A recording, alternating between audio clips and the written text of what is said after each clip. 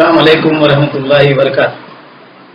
मेरे कल्याण के गयूर मुसलमानों और दलित भाइयों, कल रात में एक तकरीर हुई कांग्रेस पार्टी की तरफ से, जिसमें इल्जामात लगाए गए कि मजलिस इत्तेहादुल मुस्लिमीन ये बीजेपी के एजेंट है और बीजेपी को जिताने के लिए महाराष्ट्र में आई। अब मैं एक तारीख आपको बताऊंगा जिससे आपको ये वाज़ेह हो जाएगा कि बीजेपी का असल एजेंट कौन। आजादी के वक्त एक संस्था वजूद में आई जिसका नाम था हिंदू महासभा। इस संस्था ने गांधी जी की हत्या की।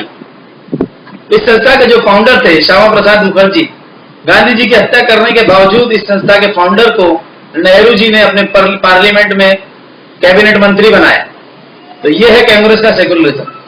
92 के फसादात आपको याद होंगे, जहां दंगे हुए, हजारों बेकसूर लोग मारे गए, बाबरी मस्जिद शहीद हुई। उस वक्त के प्रधानमंत्री नरसिम्हा राव थे, जो कि बीजेपी के नहीं कांग्रेस के थे।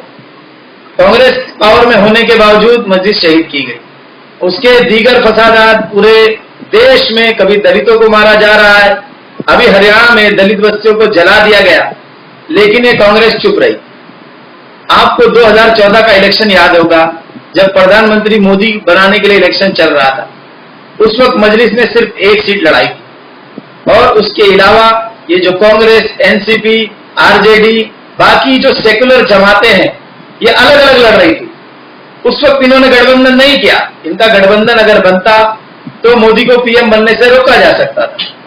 इसके अलावा 2014 के महाराष्ट्र इलेक्शन में जब शिवसेना और भाजपा की युति टूट चुकी थी, भगवा गठबंधन कमजोर हो चुका था, तब ये एनसीपी और कांग्रेस अगर साथ मिलकर लड़ते तो इस भगवा ब्रिगेड को रोका जा सकता था।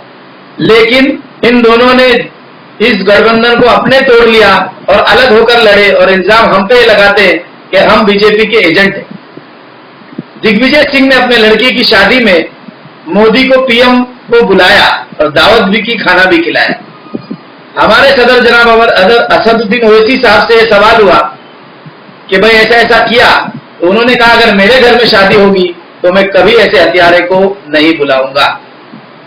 आंध्र प्रदेश में जो मजलिस की ताकत है, तेलंगाना में जो ताकत है, आज मजलिस ने वहां स्कूल्स, अस्पताल और इतने सामाजिक काम किए, जिसकी वजह से लोग आज इतने सालों से मजलिस को वहां कामयाब कर रहे हैं। ऐसे अस्पताल हैं जहां 10 रुपए में पर्ची बनाकर आप 3 महीने तक इलाज करा सकते हैं। ऐसे स्कूल हैं जहां बच्चों को आपको भेजना है और उनका सारा पढ़ाई का खर्च पार्टी उठाती है।